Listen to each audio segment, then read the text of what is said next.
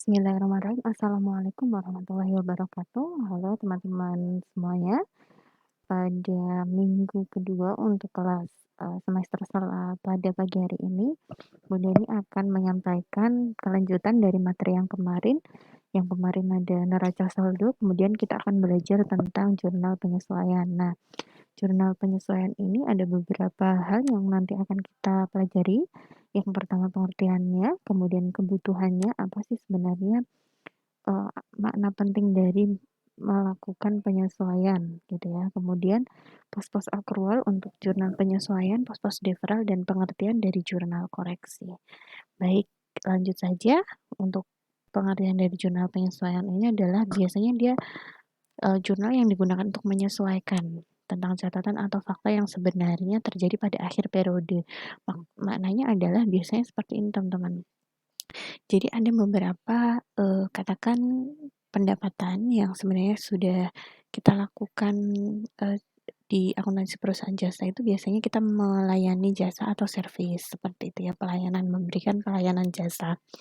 Kita kadang-kadang sudah memberikan pelayanan jasa, akan tetapi kok ternyata sampai dengan akhir periode, nah sampai dengan akhir periode ya, itu kita ternyata belum mendapatkan atau menerima secara tunai dari pembayarannya. Sehingga ada beberapa hal yang perlu kita sesuaikan pada akhir periode. Contohnya itu tadi, jadi piutang atas pendapatan yang belum diterima. Itu contohnya dan masih banyak lagi contohnya. Kita akan ke masing-masing kebutuhan untuk jurnal penyesuaian. Jadi, jurnal penyesuaian ini memang untuk memutakhirkan. Jadi biar akun-akun pada akhir periode itu saldonya menunjukkan kondisi yang sebenarnya. Kayak misalkan ketika kita mencatat harta pada awal periode di neraca saldo, itu ternyata ada beberapa akun harta atau aset yang ternyata sudah berkurang dengan adanya pemakaian. Sehingga pada akhir periode kita perlu memutakhirkan, kita perlu membuatnya atau bersesuaian dengan kondisi yang sebenarnya pada akhir periode periode seperti itu. Contoh, salah satu yang perlu dilakukan pada akuntansi perusahaan jasa ini adalah perlengkapan. Akun perlengkapan ini adalah akun harta yang memiliki saldo normal di debit. Ketika pada awal periode neraca saldo itu katakan misalkan di awal periode itu nilainya adalah sebesar 1 juta rupiah.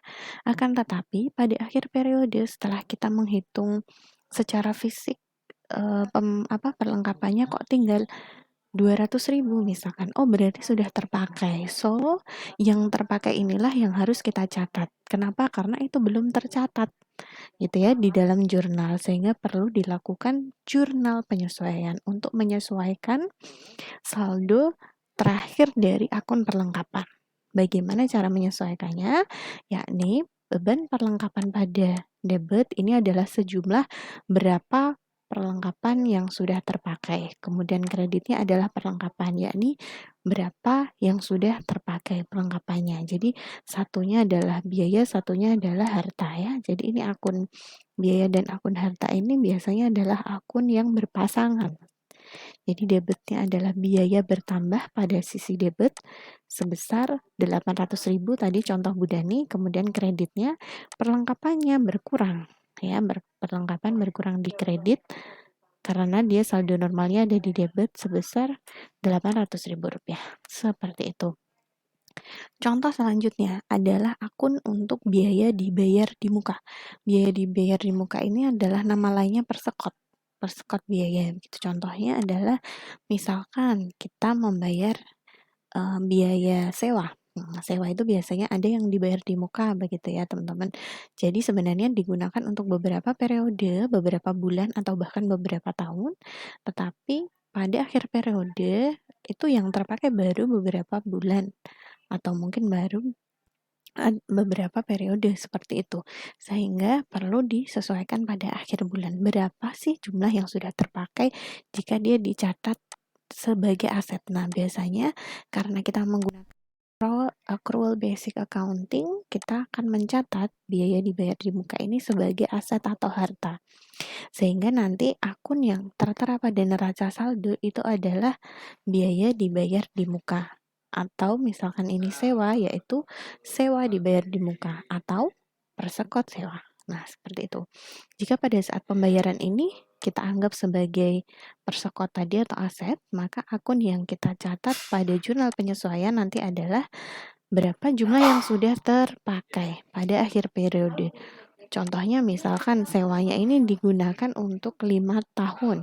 Akhir periodenya tahunan, ternyata kita sudah menggunakannya dalam 8 bulan. Misalkan, oh berarti yang kita hitung ini adalah 8 dari 5 tahun dikalikan dari total persekot asuransinya. Sehingga debitnya adalah beban sewa atau biaya sewa. Jadi biaya sewa ini bertambah pada debit sejumlah berapa yang sudah terpakai, misal sudah terpakai baru 8 bulan ya berarti dihitungnya 8 bulan. Kreditnya adalah sewa dibayar di muka atau persekot sewa pada kredit. Karena dia saldo normalnya di debit sehingga ketika hartanya kita berkurang sudah dipakai, dia ada di kredit. Nah, seperti itu. Kalau misalkan yang dicatat ini adalah sebagai beban, nah ini jarang-jarang terjadi karena kita sudah menggunakan accrual basic accounting. Jadi mari kita skip saja. Lanjut untuk pendapatan diterima di muka. Pendapatan diterima di muka ini kita belum melaksanakan kegiatan jasa atau pelayanan dari perusahaan yang kita miliki begitu, akan tetapi kita sudah menerima dulu pendapatannya. Nah, maka biasanya ini dicatat sebagai kewajiban atau utang. Maka ketika kita menyesuaikan, ini adalah jumlah yang disesuaikan sebesar jumlah yang sudah dilampaui atau sudah kadaluarsa. Berapa yang sudah kadaluarsa? Kadaluarsa artinya ya sudah dicatat sebagai pendapatan atau yang sudah benar-benar menjadi pendapatan. Jadi nanti pada jurnal penyesuaian debitnya adalah akun pendapatan diterima di muka debit, misalkan ini adalah pendapatan sewa seperti itu ya, sewa lagi diterima di muka debit gitu ya, sebesar yang sudah dilampaui tadi. Jadi sewa diterima di muka ini kan sebenarnya utang teman-teman. Dia saldo normalnya adalah kredit. Jadi ketika sudah dilampaui, ketika sudah digunakan berarti dia akan berkurang. Sehingga akun sewa diterima di muka ini ketika di jurnal dia posisinya ada di debit karena berkurang. Kemudian kreditnya adalah pendapatan sewa. Kok pendapatan sewa, Bu? Iya, karena kita mengakui berapa yang benar-benar sudah menjadi pendapatan kita, yakni yang sudah terlewati itu tadi. Jadi kalau misalkan kita menyewakan kios, misalkan ya kan, kita adalah salah satu jasa untuk untuk penyewaan kios. Nah, kemudian kios itu sudah disewa oleh customer kita seperti itu dan dibayar di muka untuk jangka waktu katakan 5 tahun. Kemudian disewanya itu misalkan katakan itu dalam 1 tahunnya itu 20 juta kiosnya. Sehingga total dari penyewaannya adalah 100 juta.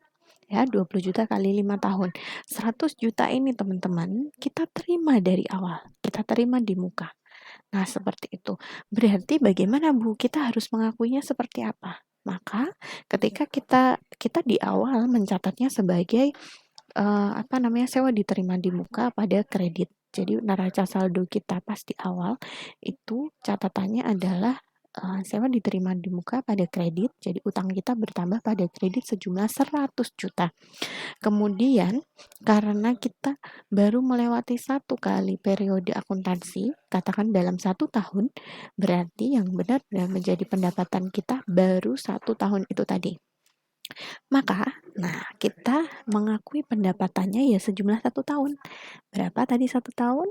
Hanya 20 juta saja. Jadi pada akhir periode kita membuat jurnal penyesuaian yang mengakui pendapatan yang kita terima sesungguhnya pada 1 tahun. Kemudian dicatat sebagai pendapatan. Karena kita sudah memakai accrual basic accounting, maka jarang-jarang ditemukan ini dicatat sebagai pendapatan. Biasanya akan dicatat sebagai utang. karena kita menerima di awal. Nah, jadi kita akui sebagai utang. Selanjutnya adalah pendapatan yang masih harus diterima. Pendapatan yang masih harus diterima otomatis piutang ya teman-teman. Jadi kayak misal kita seharusnya menerima pendapatan pendapatan jasa gitu ya. Pendapatan jasa karena kita adalah bengkel, katakan ya, kita melayani servis tetapi servisnya belum dibayar. Maka kita juga di akhir periode harus mencatatnya dulu, mengakuinya sebagai pendapatan.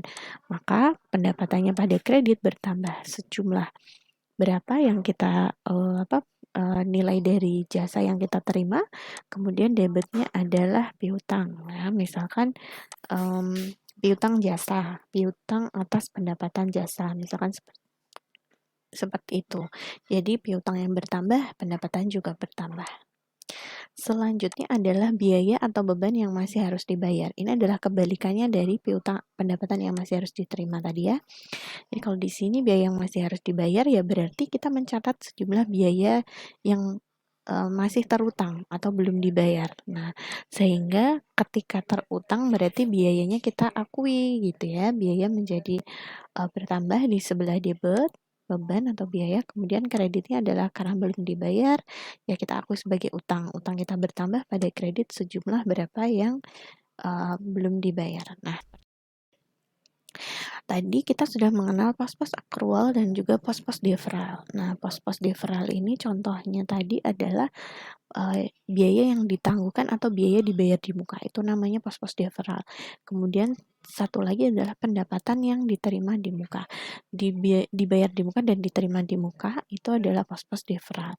Kalau pos-pos akrual adalah pendapatan yang sudah dihasilkan tetapi belum dicatat dalam akun. Contohnya itu tadi seperti piutang pendapatan yang masih harus diterima. Jadi kebalikan dari pos-pos yang deferral tadi. Kemudian ada pendapatan akrual atau kewajiban akrual itu yang sudah terjadi tetapi belum kita catat. Jadi biaya-biaya yang sebenarnya belum sudah terjadi tetapi belum kita akui. Nah, contohnya tadi biaya yang masih harus dibayar itu tadi. Oke, kemudian menyusun jurnal penyesuaian ini pada akhir periode banyak saldo akun di buku besar yang dilaporkan dengan jurnal yang sesungguhnya. Itu dengan membuat jurnal penyesuaian ini adalah manfaat dari jurnal penyesuaian. Kemudian ada juga satu lagi temannya jurnal penyesuaian yaitu jurnal koreksi. Biasanya koreksi ini adalah untuk mengoreksi nilai transaksi yang salah dibukukan atau klasifikasi akun yang salah ketika kita melakukan identifikasi. Nah, seperti itu. Jadi contohnya misalkan begini teman-teman, kita mencatat pendapatan yang sebenarnya pendapatannya adalah 1.200.000, tetapi kita catat 2.100.000. Jadi angkanya itu terbalik ya, harusnya 1.200.000, tetapi kita catat 2.100.000. Sehingga hal ini perlu dilakukan pengkoreksian. Jadi kalau misalkan itu tadi adalah pendapatan, ya pendapatannya kita catat lebih atau kurang. Nah, kita identifikasi terlebih dahulu. Harusnya kita terima hanya 1.200.000, kok kita mencatatnya 2.100.000. Berarti kelebihan. Maka perlu kita kurangkan pendapatannya. Caranya bagaimana mengurangi pendapatannya? Ya tinggal kita pendapatan itu kan berada saldo normalnya di kredit, sehingga ketika dikurangkan pendapatannya ada di debit. Kemudian kalau misalkan itu berhubungan dengan kas yang kita terima secara tunai, berarti kasnya kita kurangkan juga sejumlah selisihnya, gitu ya. Jadi tadi 1.200.000 dengan 2.100.000, berarti selisihnya adalah 900.000. Berarti debitnya adalah kita kurangkan pendapatan jasa kita berkurang sejumlah 900, kas kita dikreditkan berkurang sebesar 900.000 juga. Nah, seperti itu contoh dari jurnal koreksi. Biasanya jurnal koreksi ini memang untuk kegiatan yang salah kita mencatatnya salah, human error. Nah, seperti itu. Sampai di sini untuk materi berkaitan dengan jurnal penyesuaian. Kita akan bertemu kembali dengan materi tentang neraca lajur atau kertas kerja sebagai salah satu media untuk mempermudah kita menyusun laporan keuangan. Terima kasih atas perhatiannya. Assalamualaikum warahmatullahi wabarakatuh.